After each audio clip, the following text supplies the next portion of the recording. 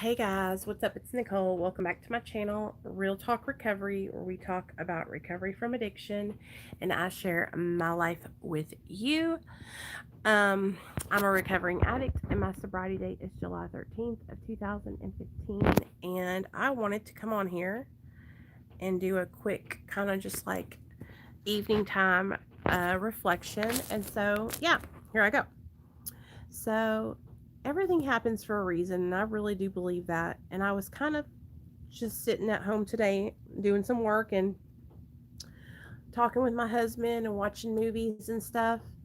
And hey James, hey Murk. And I thought, you know what?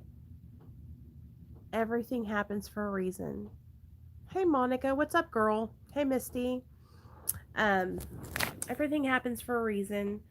And there's this reading in the big book of Alcoholics Anonymous.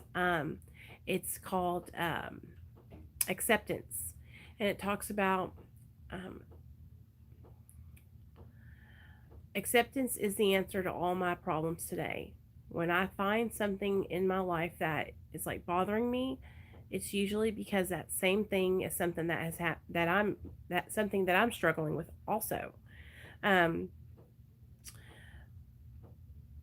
and also that everything happens for a reason thing. So for the longest time I used to think like I would look at situations when something would happen that was maybe not something favorable. Maybe I had a bad day that day, or maybe a friendship that I really valued ended up, breaking up.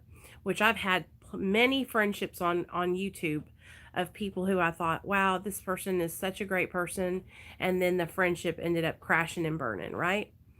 And I was just reflecting back on all the different situations that have happened in the last year where where I was upset or sad, right?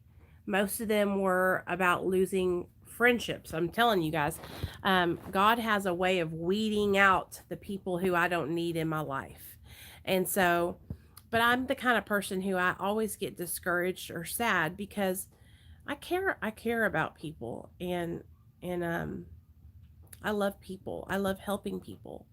And I always think, was there something more I could do? Could I have done more to help that person? Was there something I could do to make it different? Um, you know, anything. So I was just thinking, everything happens for a reason, you know? And today I have so much freedom in my life, freedom from addiction, freedom from drama, freedom from chaos, freedom from lies, freedom from manipulation, freedom from um, just the chains of bondage, whether it be abusive relationships, um, physical, mental, emotional. Like, I am free from that today. And none of those things would be possible if my little boy hadn't gotten taken away from me in 2015. And a lot of people would look at that as a negative thing, you know? And believe me, it wasn't something that I enjoyed, okay? But what I mean by that is that what happened, having my son taken from me, was the catalyst for me to change. It was what really catapulted me into recovery, you know? Having my little boy taken away. It really snapped me out of it and it forced me to pull my head out of my own ass. Um, and some of you guys have your heads up your own asses. Some of you guys are struggling, and you need to have something to help you pop that little head out of your own ass. You know, life is not going to be easy all the time. It's not going to be a box of chocolates, skipping and sliding down rainbows and eating M&Ms and Skittles, right? Life is hard sometimes. But as long as you make good decisions and you put yourself and your family and your recovery and your, faith first, then you are going to you're going to be all right. You're going to be all right. I've seen many, many people, you guys, the last 6 months or so, that have lost their jobs. They have lost their livelihoods because of the stupid coronavirus. And these are people that could be, they could be depressed. They could be going out and getting high, and they're not. And so, that saying that whenever you think it's so bad, there's always somebody that's got it worse than you. There's always somebody who's going through something, worse. And I truly believe that. And so I try to look at things from a different perspective and change my your perception is everything. Okay? So let me give you an example. So whenever I missed my plane in California, I was upset, right? I could have went around that whole airport and I could have been violent and I could have got myself arrested and I could have went to jail, right? But instead, I just blew off some steam, got a little upset, and then I went back to and I got on here and talked to you guys, and that helps me a lot. So, it really is the decisions that you are making in your day-to-day life can be the deciding factor on whether or not your life is going to be okay, You never ever know what somebody else is going through. And I'm telling you guys, like, that's another reason why. Hey, Lucas, that's another reason why, you guys, I am so open minded. I am so I don't judge anyone, okay? Because I remember a time where something that was happening to me, it felt like it was the end of my life. It felt like it was the end all be all. And don't eat dusty perks. That's right, Sky. Hey John, thanks for 10 piece, baby. Thanks for the 10 piece. There was a time in my life where I struggled with my sobriety, okay? I went back and forth between sober and relapse, sober and relapse. I was that girl who was at every single meeting, and then all of a sudden I relapsed and I was chairing the meeting high, and then I had to come back into my group and tell everybody that I was chairing the meeting high. I struggled, And so I have been on both ends of the spectrum, okay? I've been one of those people who feels like tough love is the way to go, right? Like, you better you gotta get serious, you gotta do this. And then I've also been on the other end where, I and what I've learned is that there's a happy medium, okay? Right in the middle, right, is where I want to be. I want to be I want to be encouraging and loving, because here's the thing, you guys. You can go anywhere. You can go anywhere and get a whole bunch of negativity and judgment. You can look in your own mirror and judge yourself, okay? You can walk out and go to the Walmart and have somebody judging you and looking at you all up and down. You don't need it when you come over here. You know what I mean? And that's why it's so important to me for us to all remember, like, this channel is about support. This channel is about love and tolerance and acceptance and encouragement. And so, I was a chronic relapser, okay? Chronic. I was somebody who I never thought I was going to get sober, okay? And you guys, I'm not going to say this person's name, but one of my really good friends relapsed. And I've been trying to get a hold of him for like 3 weeks, 4 weeks. And I've been texting him and calling him, and I hadn't heard from him, hadn't seen him on YouTube. And so I finally called him this morning and texted him this morning, and I got a message from him, and he told me that he relapsed. And man, I'm telling you guys, like, if you're someone who was addicted to opiates and you keep finding yourself relapsing, and you haven't tried to get on maintenance medication, just give it a try. If you cannot stay sober and you are relapsing back and forth on heroin, on fentanyl, on oxys, on perks, whatever opiate that you keep relapsing on, and you're trying and you're going back and forth, man, I'm telling you what, I wish you would just try to get on maintenance medication. You don't have to stay on it forever, but you can get on it and work with a doctor, and then the doctor can help you taper off slowly, and then bada bing, bada boom. I mean, look at me, you guys. Look at me. Look at me. I'm over here living my best life. Okay? My best life. I'm doing great. Hey Sam. Hey Ace. And we got a whole you guys, we got a whole channel of people. We got a whole movement, Real Talk Recovery over here. And my friend, he's a chronic relapser.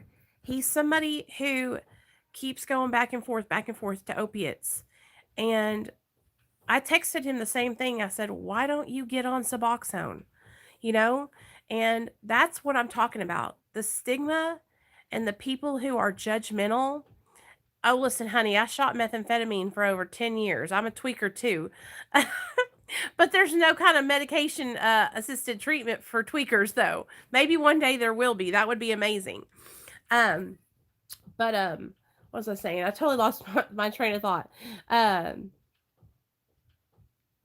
Oh, that's what it is. The stigma surrounding maintenance, you guys, is keeping people who could actually really benefit from it from getting on it, and they are out there relapsing and potentially die.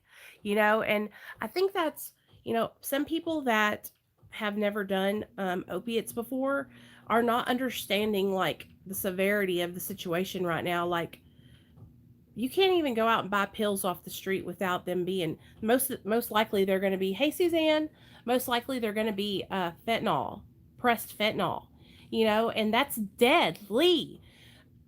I was telling my husband the other day, I said, what if you had went out and done that shit and somebody had sold you fentanyl and you smoked it? You would have died right there, bam, on the spot. And so that's what I mean. Like, we are discouraging people from getting life-saving treatment. And so that's why I'm always going to be here to like encourage you guys. And if you're, like I said, if you're on maintenance medication and you don't have any support, you got support here. We do not play around over here. We are doing the damn thing. We are 9 to 5 all day, every day, on like some kind of support group. Everybody in this, y'all, I just went to a meeting and I was only there for like 6 minutes, but I was in there in the Mara meeting. I thought it started an hour later. And I went to at the wrong time. But anyway, what I'm saying all this to say this is everything happens for a reason. I really want you guys to know that if you're struggling and you are, you can't get sober, reach out for help, you guys. Don't be ashamed. Don't be embarrassed. Okay. It's you got to do what you got to do. Okay. Now, tomorrow night at 7 p.m. Central Standard Time, we have a guest speaker coming on. His name is Tyler. He was in our Mara meeting last night, and he reached out to me this morning and texted me and said, "Hey, I really am inspired because we talked about it in Mara yesterday, you guys. He had brought it up about how, he doesn't feel comfortable because people judge him for being on maintenance. And then this other guy spoke up and said, that he doesn't even tell anybody that he's on Suboxone. And I thought, oh my God, I remember feeling like that. Two guys I've been with. Oh my gosh, I'm so sorry, Suzanne, girl. I'll pray for their families. We do not play. That's right. Hey, Hannah. So what I was saying is, I don't know why I'm so distracted tonight, you guys. Tomorrow night. So these two guys shared and they were like talking about how they didn't feel like they could talk about being on maintenance. And so let me just tell you guys something, okay?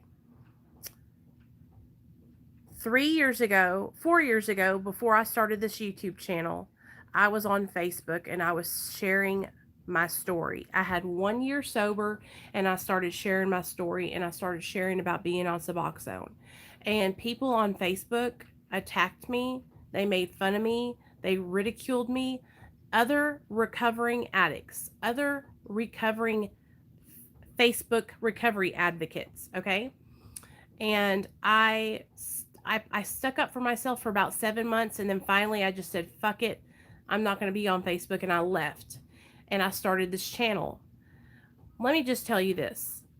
I remember thinking that I was the only one speaking up, the only one that was saying that maintenance medication can save your life and that we are absolutely in recovery. But then I realized that I found a whole crew of people in Mara. And then I created my own crew over here. So now we're damn near 6,000 people deep. And we all support each other. And we are all helping one another. And we're all non-judgmental, all-inclusive recovery. And we all support maintenance treatment, you know? And so don't think that you can't inspire other people because you're on Suboxone or methadone. Don't think that you can't tell your story because you're on Suboxone and methadone. Oh my God, Carol. Wow, damn, girl, $50? Did you mean to do that? What? Thank you so much. You did not have to do that. Thank you so freaking much. That is so amazing. Thank you. Y'all, everybody give Carol a thank you. Thank you, Misty. Thank you, Mama, for Carol. Thank you, girl. You did not have to do that. But thank you. Please do not think that you can't inspire other people because you are on maintenance medication. Okay? And you guys, we're going to take that $50 and we are going to buy a bunch of stuff for the people on, there is this channel, you guys, called AML, and it's a bunch of addicts that are in, on Kensington Avenue. And I was talking to Avalon from Natural Addiction and Recovery about putting together a donation box with like toothpaste, toothbrushes, brushes, tampons, pads, deodorant, soap, all kinds of stuff. So Carol, just know that we're going to take that $50 and we are going to put together a huge box for these addicts that are living out in the streets of Philadelphia, Kensington, Philadelphia. And we are going to make a huge recovery box for them, and we're going to send it in the name of Real Talk Recovery. So thank you so much, girl. You did not have to do that. But I just don't want you guys to think that you can't inspire people because you're on maintenance medication. Okay? Please don't think that. I thought that for a long time. I thought, especially after those people kind of chased me off of Facebook, right? Hey, Brian. And I'm so glad to hear that, Brian. When those people chased me off Facebook, I felt beat down. I was embarrassed. My pride was really, really injured. I thought, man, why was I even trying? You know, maybe they're right. Maybe I shouldn't share my story. Maybe they're right. Maybe I'm not in recovery, you know? And yeah, Carol, I thought that was a good idea too. And that way it'll go to somebody that really, really needs it. And I thought, maybe they're right.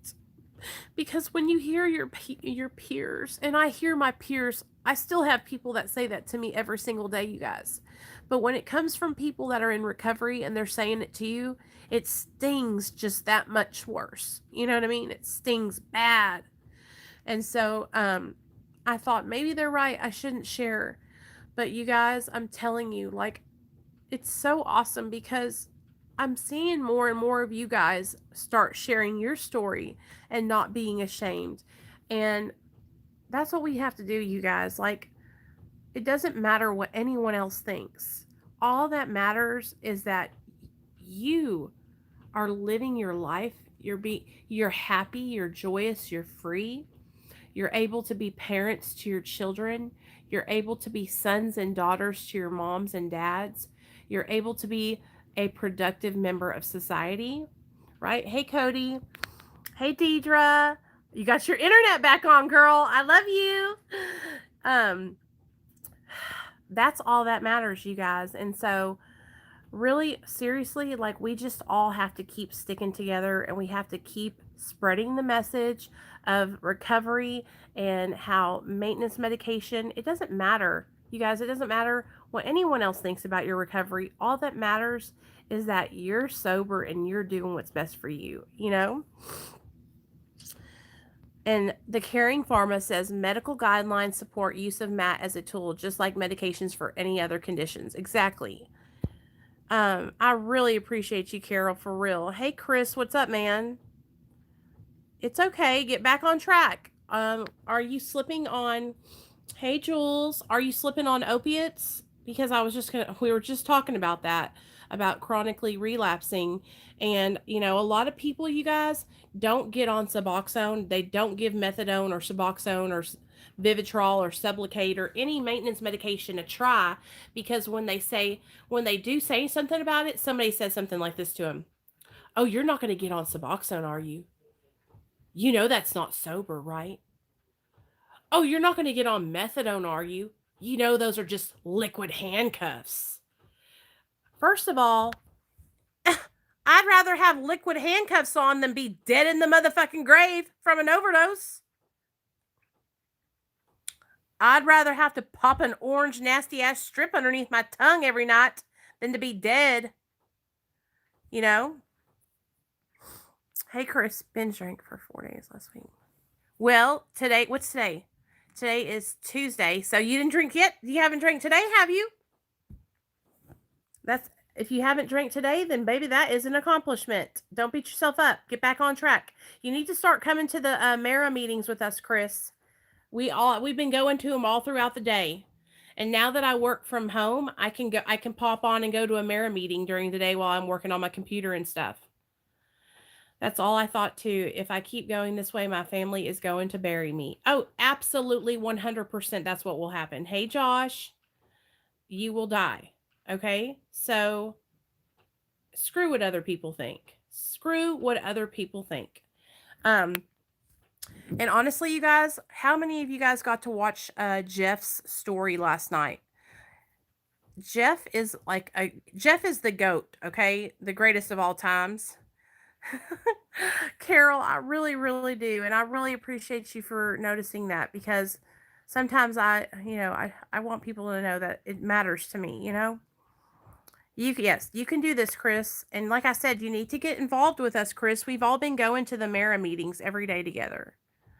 No, Karma, he's not. You got to listen to me. So Jeff came on last night and shared his story, you guys.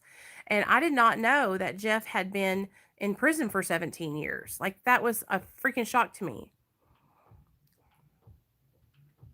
Hey, Nichole, I'm back again. This time it's me and my girlfriend. Hey, Todd and girlfriend, what's up? I heard that you guys are both on methadone maintenance and you're working to get your kids back, which I am so freaking proud of you guys. Shout out to Todd and his old lady. So I was talking about this earlier in the video before this, and Todd was in here, but you know, it took me a year to get my little boy back from CPS, but I worked my ass off and I did everything they told me to do. I'm on maintenance medication and I've had my son back for over 4 years now. So if I can do it, you can do it. Just don't get discouraged and just keep doing the right thing. Get involved as much as you can. If you are on methadone or Suboxone and you're not going to meetings, you need to start going to meetings with us. We all go to Mara meetings. We do them on Zoom every day. So you guys, seriously, if you're not involved with us on Mara, you really need to join. If any of you guys want to join our private Hangouts chat where I link all the Mara meetings, if you will text me on the Real Talk Recovery phone line, I will send you a link to our chat. Did you hear me? Anybody that wants to join the chat, it's a free chat. It's just our Real Talk Recovery support chat. Really, all we do in it is link all the Mara meetings, all the live streams.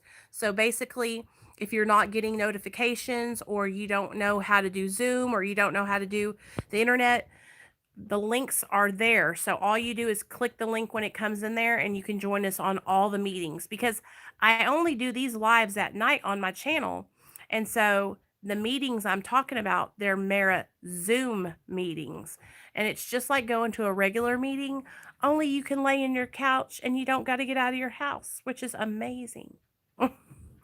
So, seriously, you guys, text message me on 501 991 5149 and I'll send you a link to the chat. Again, that's 501 991 5149 and I will send you a link to our chat. Okay? Yes, Zoom is an app. Sorry, I didn't even see your comments. Yay! Leslie, I texted you, girl. You're late.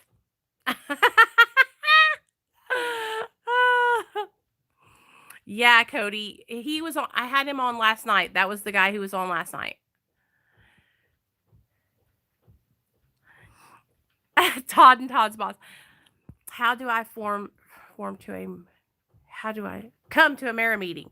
Okay, Jules, text me on my cell phone, 501 991 5149, and I'll add you in the chat, and then you can just click the link to come with us to all the Zoom meetings.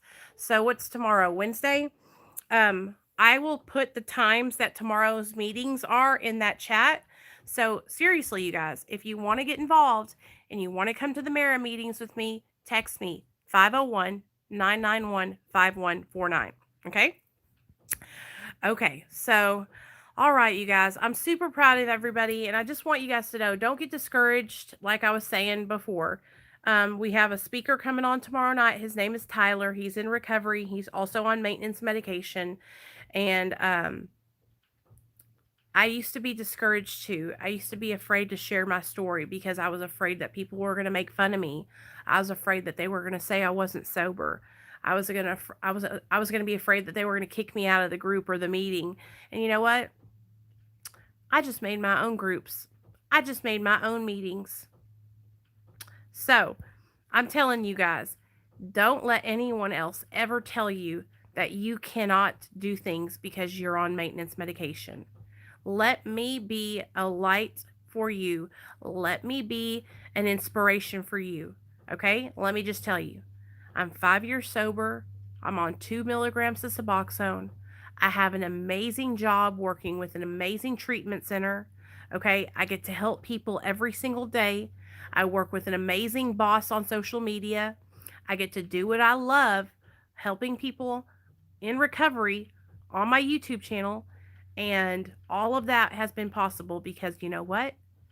I pocketed my pride. I reached out for help. I got on maintenance medication. I got involved in recovery, started working some steps, and wham, bam, thank you, ma'am. Look where we're at. You know? So anything is possible, you guys. Like, don't get discouraged. For the longest time, I was really discouraged. I thought I would never be able to work with others because I was on maintenance. I thought that that was going to discredit me from being able to help people in recovery. And it's not. It doesn't. And so, you guys, if you have a dream of working as a counselor or helping people in recovery or going to working for a treatment center or doing anything, making a YouTube channel about recovery, and you're on maintenance medication, don't let that hold you back, because guess what? I don't know why us addicts and alcoholics feel like we have to tell people that we're on maintenance medication, because as long as you're prescribed the medication, you're taking it as prescribed, you're not abusing it, then it does nobody's business, you know? But I think it's because we all want to be honest, you know, and we feel that pressure. But it shouldn't hold you back, okay? All right. Okay, guys. I'll see y'all tomorrow night. Text me, 501-991-5149, and I'll add y'all to the chat so that way you can go to the Mara meetings with us. Don't leave yet. What? Leave yet. Tell them that I can't get V-Bucks for some reason. Nate can't get V-Bucks for some reason. Why don't you say something? All right, you guys. I'll see y'all tomorrow night with Tyler for his story. 7 p.m. Central Standard Time. Nate, stop.